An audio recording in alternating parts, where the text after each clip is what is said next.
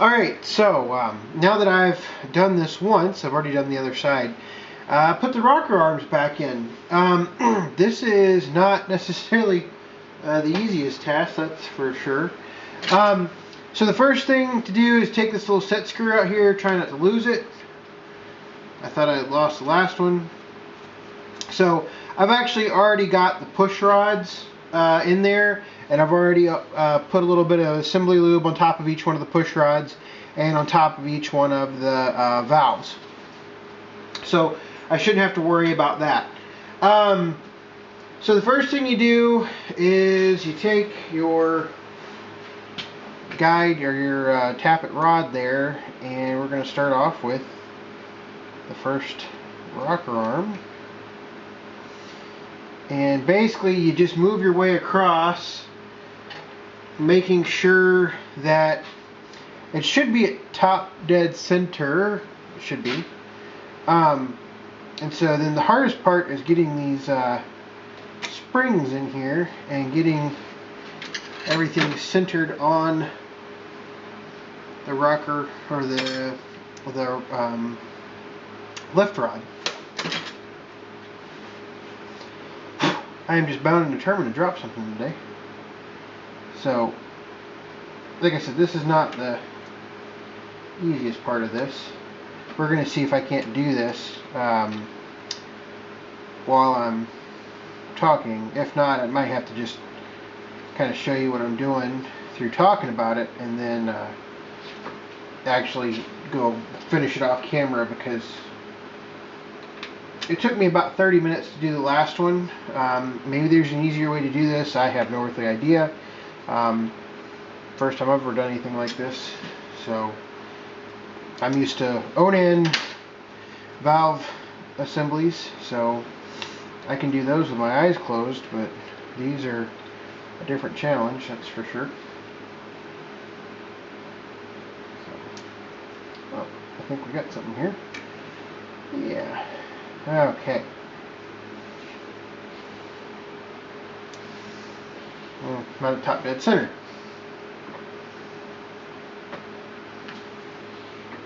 There we go. Alright.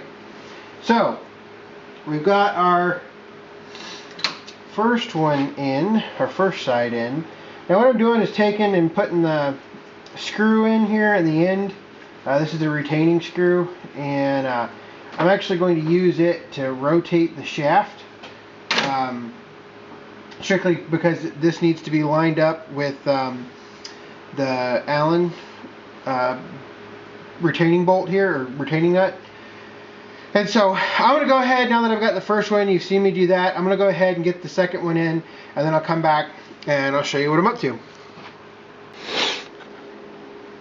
Alright, so both heads are done. On this side, I've actually already had and got the valve cover on. I've also gone ahead and checked the valve lash. Valve lash should be 0.08, and so I've already gone ahead and done that. I got my feeler gauges right here, and so now that I've done that, I can put the valve cover on, and I'll go ahead and set you up, and we can put the valve cover on. And then next step, which will take a couple days, is I got to get the water pump together. So I've already got the new gasket on here, and I got my bolts lined up over here. So I'll get my bolts lined up. Go ahead, put these on. Get them snug down a little bit.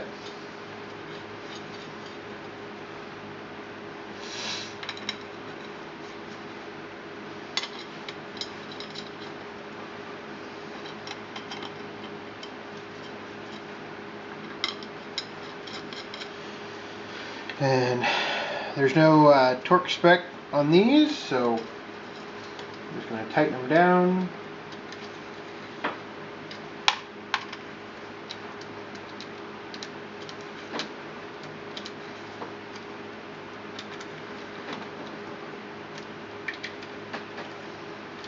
I'll come back and give them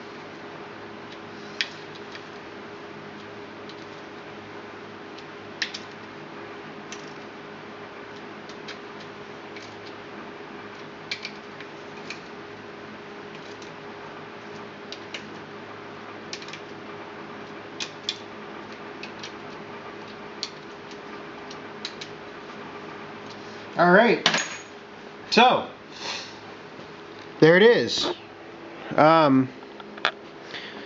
It's mostly done. I do need to make a gasket for the thermostat housing. I do still have to do that.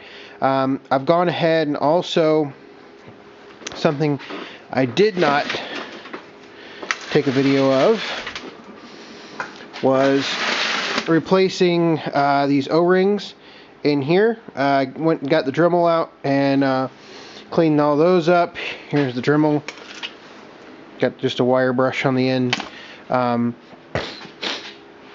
Cleaned all those up. All these O-rings came in the kit. So there's one there, one there, one there, and then I'll have to do one more for the thermostat housing. Then the water pump, I still have to tighten it up, and then we can start putting it all back together. So one thing I did run across, and here we'll walk over here to the other side of the shop, ignore all the mess, is so here's the thermostat. Oh no, I don't need to do one for the thermostat housing. And here's that pipe right there. So one of the things I have not commented on, I don't even think I've posted a picture anywhere. So when the frame of this tractor cracked, who knows when, it did quite a bit of damage to the tractor. And if you look in there, there is no hole, and this is the water pipe for the pony motor. There is no hole leading to the coolant line. It's just solid in there. So that's probably a pretty big problem. So that's one of those things that I'm guessing that's probably what caused the low compression in all of the wear. So once again, kind of happy that I got it all done, or redid the pony. The next step, before I put the pony back in, I still need to, and we'll just walk back here, turn on my fancy new lights. If you didn't know, I've actually been working on replacing lights, so you can see that there's a lot more light on the 820 than there used to be. But I still need to take the steering shaft off so I can replace the steering shaft bushing. That's something that I will get to next. Basically, I think I'll need to take the whole cowl off. Not that big of a deal, but something that I need to do. And then I would like to also go ahead and get some of the electrical work done while I'm in there, and then also clean up some of the debris and mud and everything that's in here. So overall, happy with the progress. It'll probably be 2 or 3 more weeks, I'm guessing, before it's running yet. Still got lots of little parts and whatnot to grab. And then after I get it running, then I can start on the clutch. I'm in the process of sourcing a clutch and a PTO cover so I can route the fuel line correctly and a couple other things that I need. So anyway, that's progress right now. Probably won't be too much more this week. It'll probably be early next week before I get back to it. So thanks for watching.